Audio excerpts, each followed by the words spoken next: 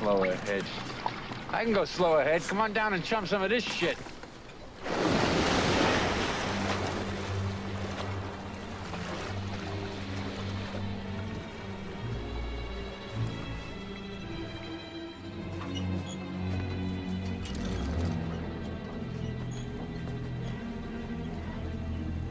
You're gonna need a bigger boat. Greetings and salutations, friends and gamers of all stripes. My name is GM Dave, I am your man behind the screen, and welcome back to our continued series for the month of October, looking into what makes good horror games for the Halloween season. Last time, we took a look at the movie My Bloody Valentine 3D in the hopes of learning some of the things that we want to avoid putting into our horror games so that we can make them more effective. Today, we're going to start taking a look at the different elements that we can include into our horror games that do make them effective, beginning with the first of these elements, suspense. Now, what makes good suspense? What is it that allows us to have that feeling that something could go wrong for the characters in this story at any time? That prevailing sense of danger that at any moment, the thing or concept, whatever danger it is that you have present in your game, in your story, could show up at any moment to sow havoc, death, destruction, and despair for the people in your story. Well, as usual, there's a whole host of elements that we can look to that could answer this question, but there are a few key elements that I think are the most important ones to translate into our tabletop games in order to make the sensation and the experience as effective as possible. The first of these elements is a pretty obvious one. In fact, I actually mentioned it in my previous video, and that is that you have to actually care about the characters involved in this story. Now, I want to note here that when I say you have to care about the characters involved, I'm not saying that absolutely must be the player characters. Now, in an ideal situation, your players are naturally going to care what happens to their characters in a horror-themed game, but not every game is going to be able to accomplish this. For example, if you're just running a Halloween one-shot, only playing the game for a single night with a fresh set of characters, your players likely aren't going to have the time to fully invest in those characters before the night is done. For player investment in their own characters, it tends to be easier to build that over the course of campaigns, be that a mini-campaign that is horror-themed, which takes place over the entire month of October, or a longer-running campaign that you've had that you are simply slotting some horror-themed sessions into for the season. So how then do you help foster that attachment to character in a situation like a one-shot or a two-shot where you're not going to have a lot of time for your players to invest into their characters and really get involved and in their headspace? Well, the answer is simple. You make that investment happen with the NPCs. Oftentimes, I have found that a lot of game masters seem to forget that during the Halloween season, you can actually use your own NPCs to help foster that idea of the attachable, likable, relatable character that you want to put into danger so that the players will become invested. It doesn't have to come from them. It could easily come from a character you made. How do I know this? Well, because if this wasn't the case, good horror movies wouldn't exist. Take my favorite Halloween season horror movie, for example, Halloween. And just as a side note, I'm not talking about the most recent Halloween that just came out. I mean John Carpenter's Halloween from 1978. Now, Halloween in a lot of ways is your pretty standard slasher movie flair. You've got the one killer who's going around murdering teens that are having sex and has usually one specific character in particular that they've set their sights on above all others. This is, in very many ways, the standard formula for slasher movies, and there's good reason for this. You see, one mistake that a lot of people make is that they think that Halloween is the first slasher movie, but that's not the case. There were a good handful of slasher movies that came out before Halloween. The difference is Halloween perfected the formula. John Carpenter perfected the formula, and when it came out and became such a huge hit, that formula became the mainstream for slasher movies. It was the go-to, and with good reason. So why did Halloween end up working so well? What was it that made Halloween mainstream? Ultimately, that came down to how effectively it handled its sense of suspense, and how effectively it handled its sense of suspense was due in large part to the fact that we cared about the characters involved. Most particularly the character of Laurie Strode, played by Jamie Lee Curtis, and Dr. Sam Loomis, played by Donald Pleasance. Throughout the vast majority of the movie, which is actually a pretty slow-moving movie for being only an hour and a half long, we follow primarily Laurie as she lives out these last couple days before Halloween, 15 years after Michael Myers' first murder of his older sister, Halloween night, 1964. Now, in the first Halloween movie, Laurie is never established as being Michael Myers' younger sister. That does not happen until the second movie, so we cannot use that detail as a reason why Michael came after her, at least not if we're taking the movie by itself, which for the purposes of this video we are. You see, because Michael was never revealed to be Laurie's brother in this movie, the suspense, the fear, everything that the movie establishes and the entire atmosphere that it does so well is completely separate from that, so we cannot take that detail into account. As far as the audience knew when the movie originally came out, and as far as the movie was concerned, Laurie Strode was just an innocent bystander that Michael happened to choose to be his primary victim. Why he did this, we never find out until the second movie when it's revealed she's his sister, but at the time, that wasn't the case. She was just the person he picked for whatever reason. We never found out why. So we follow Laurie through most of the movie, knowing that Michael is stalking her, seeing that he is stalking her, and every now and then she sees him too, and she has no idea who this man is, why he's following her, why he keeps stalking from the shadows, or creeping behind a verge or a hedge, or hiding in someone else's yard and then moving out of sight when she looks away. It's a very creepy, unsettling experience to see this, and that factor of creepiness is only increased by the fact that, while far from perfect, Jamie Lee Curtis's performance is quite good as Laurie Strode. She is very believable as a smart, somewhat socially awkward, and not entirely self-confident, but responsible high school senior. In fact, of all the high school students featured in the movie, of which really there's basically just 4, including her, she is by far the most interesting and well-developed one, which is good, because she's the character we follow through most of the film. If that wasn't the case, well then we'd have the same problem on our hands that My Bloody Valentine 3D did. But as I mentioned, Laurie is not the only character we follow through this movie. We also follow Michael through his own eyes many times, but more importantly, we follow Dr. Sam Loomis, the man who tried to treat Michael for the first, I believe, 8 years in his time at the psychiatric hospital, and then, for the remaining 7 of those 15 years before he made his way back to Haddonfield, tried to keep Michael locked away from the world because Loomis realized how dangerous and completely untreatable Michael Myers really was. And let me say right now, Donald Pleasence is absolutely fantastic in the role of Dr. Sam Loomis. He is far and away the best actor in this movie, and that's of no great surprise considering he is far and away the most experienced actor in this movie. And his role throughout most of the film is to sort of ground the reality of Michael Myers into the world. Loomis is a doomsayer. He tries to explain to the people of Haddonfield just how dangerous the threat of Michael Myers really is, and for the most part, people aren't really listening to him. Eventually, though, he does manage to convince the town's sheriff, who is the father of one of Laurie's best friends, of just how dangerous Michael really is, and gets the police force out looking for him. However, in the movie, we never really follow the police force trying to find Michael. We mostly follow Loomis waiting at the old Myers house for Michael to show up, and much more closely follow Laurie as she goes to her day-to-day, with occasional breakaways to her friends, who are slowly getting picked off by Michael as he makes his way towards Laurie. In Halloween, the suspense hinges on knowing that Michael Myers is so very dangerous and so very unhinged, lessons that we learn from Loomis and his doomsaying and then see firsthand in his murders of Laurie's friends.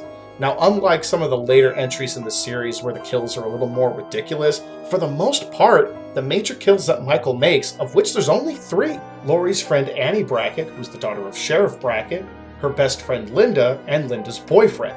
They're the only ones who get killed in this movie that we actually see. There are a couple more off-screen killings that happen, including the repairman whose boiler suit Michael steals to complete that iconic look of his. But beyond that, the body count in this movie is not only very low, but the kills really are not that out there. Annie and Linda are both strangled to death, and the only one who really receives an outlandish kill is Linda's boyfriend when he gets the kitchen knife stabbed through his chest with such force that he is suspended on a wall. And this fact really helps to ground Halloween in a sense of reality. Michael Myers isn't portrayed as some unstoppable killing machine the way Jason Voorhees or Freddy Krueger are. He's not some crazed lunatic in the same vein as Leatherface. He's quiet. He's methodical. He stalks from the shadows. He kills quickly and quietly, even if not necessarily very efficiently. And throughout the entire movie, we don't know his motives. He is a quiet, deadly unknown to us, and that makes this very scary. Because this whole situation is grounded much more in reality, Michael, apart from the fact that he's seemingly unstoppable in the climax of the film, although Laurie does come pretty close a few times, and Loomis does as well, feels like the kind of killer we could run into in reality. Couple that with the fact that Laurie is a very believable and endearing character, as is Dr. Loomis in his own way, and you end up with a very suspenseful story that is full of slow, methodical pacing and a very tense atmosphere. And here we see a few of the lessons that we need to learn. Not only do we need to have characters that we relate to, but we need to build an atmosphere that supports the suspense.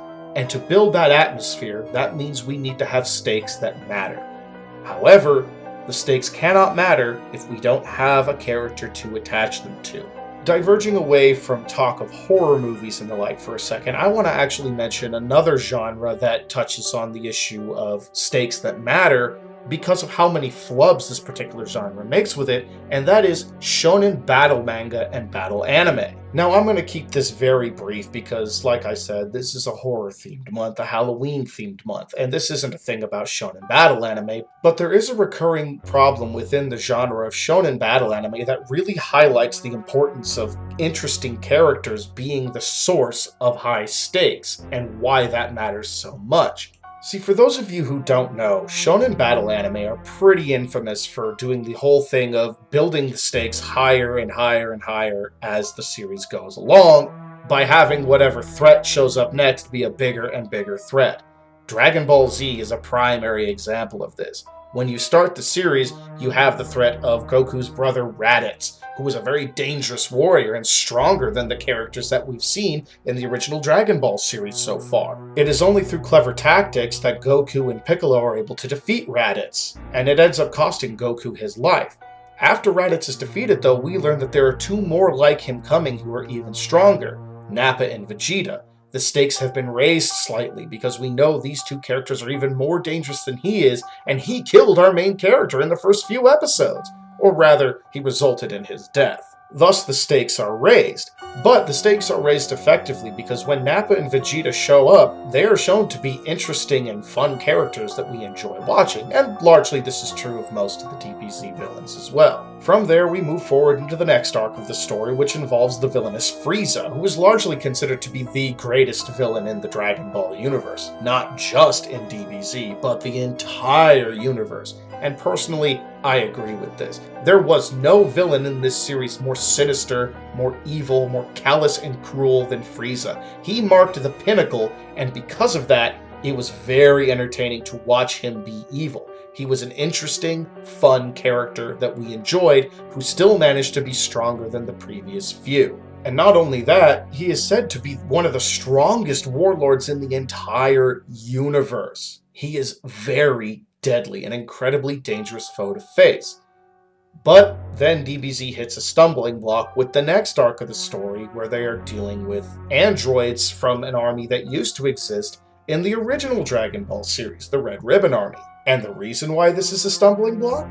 Well, because once again, despite the fact that Frieza was already established as one of the most powerful beings in the universe, the show has to up the stakes, and they try to do so by upping the power. By upping the power of the villains yet again, this gives a new milestone for the heroes to hit, which is a recurring theme in Dragon Ball Z, putting limits and having the characters break them. That's perfectly fine, and it's a common thing in shonen battle anime too, but the problem comes from the fact that it's not the characters themselves that are upping the stakes. It's not the impact that what is happening in the world has on the characters that ups the stakes. It's always a world-ending event. It's always a universe-ending event, a galaxy-ending event. Some massive form of destruction is gonna happen if you don't beat the big bad, therefore the hero must beat the big bad. The stakes aren't personal. Frieza, yes, was going to destroy the planet Namek, but he made the stakes personal when he started killing Goku's friends. That's what made him compelling. The androids, Majin Buu, everything that came after Frieza ended up being less compelling because the stakes were not personal. They were something greater than the characters involved. Horror works from personal stakes. Suspense works from personal stakes, so keep the stakes personal. Still not convinced? Well, let's take a look at another movie from the 70s that manages to keep the stakes very high on personal levels. Jaws. Now, Jaws is undisputedly a masterpiece of suspense. Hell, you don't see the shark for the first half of the movie at all, and the first time you do see him, you only see part of his head. It's not even until 2/3 of the way through the film that you get a full view of just how big the shark in Jaws is compared to everyone else, how frightening he is compared to everyone else. So if we don't see him, how are the stakes built? Well, the stakes are built by making the impact that he has on the lives of Amity Island's residents personal. Jaws works as a piece of suspense because even though we do not see the shark for the very vast majority of the movie, we always feel its presence. The impact that it has on the lives of the people of Amity Island, the very different impacts, mind you, is ever present and constantly felt. It's even right there in the start of the movie with the very first girl who is killed. She just gets pulled under, yanked all around. We never actually see her, but the guy she was with on the beach, the guy who she wanted to go skinny dipping with when they were partying out there, well, he was too drunk to go in. And when he finds her the next day, when he finally sees her after she disappeared, well, the character's face says it all. He's shocked and sickened and disgusted. He can't believe this actually happened. This is not something that the people of Amity Island have ever dealt with. This is even further pushed home by a couple lines with Brody later on in the movie. Sheriff Brody used to live in New York City. He used to be a cop out there, and in his time as a beat cop in New York, he saw a lot of really horrible things happen. He even says so himself when he's talking to Hooper on the boat that first night that they're out looking for the shark. In his own words, "I'm telling you, the crime rate in New York will kill you. There's so many problems you never feel like you're accomplishing anything. Violence, rip-offs, muggings, kids can't leave the house, you gotta walk them to school. But in Amity, one man can make a difference. In 25 years, there's never been a shooting or a murder in this town." With that single drunken line established a third of the way into the film, on top of everything else we'd seen leading up to that point, the danger and the stakes present in the movie are fully established. Amity Island is a quiet town. These sort of things just don't happen there, and it's going to destroy their summer tourism. The 4th of July is coming. They rely on those summer dollars to survive. So not only are their lives in danger because of the shark, not only would the lives of their tourists be in danger because of the shark, their livelihoods are in danger because of the shark. Sheriff Brody's reputation is in danger because of the shark. That one shark literally affects every single part of those people's lives in that point, in very personal, individual ways, and in varied personal, individual ways. Now, these, of course, are not the only ways to build up a sense of suspense and stakes in a story. There are plenty of other ways to help establish suspense in your stories, and in fact, Jaws and Halloween both exhibit some of them. And we're going to cover some of the actual techniques in our next video a little later this week. For now, though, when it comes to the key elements of what you want to grasp on story-wise to help start establishing your suspense, remember, the most major, most important things you need to do are 1. You need to establish characters that you care about. 2. You need to establish personal stakes. And 3. You need to establish a danger that is ever present and always felt. If you do these things, you will be well on your way to crafting a very suspenseful and exciting Halloween horror game. That's about all I have for you today, friends and gamers. What are your thoughts on crafting suspense for the story portion of your games? Do you think I got close to the mark with my suggestions, or do you have some ideas of your own? Please let me know your thoughts in the comments down below, and if you like this video, please feel free to leave it a like. Consider subscribing if you would like to see more, and hit that bell notification icon for notifications. While you're down there, make sure to open up that description box and follow me on social media as well. That is the most reliable way to get notifications of when my videos go up. And please check out my Patreon while you're at it. If you like what I do and you'd like to support me financially, you can do so there. Even as little as $1 a month is greatly appreciated, but more than anything at all, I'm just very happy about the fact that you found it worthwhile to take the time out of your day to watch the content I've made for you. So with all of that said, dear friends and gamers of all stripes, as usual, it is my hope that you roll high, role play well, and game on in this spooky, scary Halloween season. I'll see you next time with some techniques that we can use to further build suspense in our games.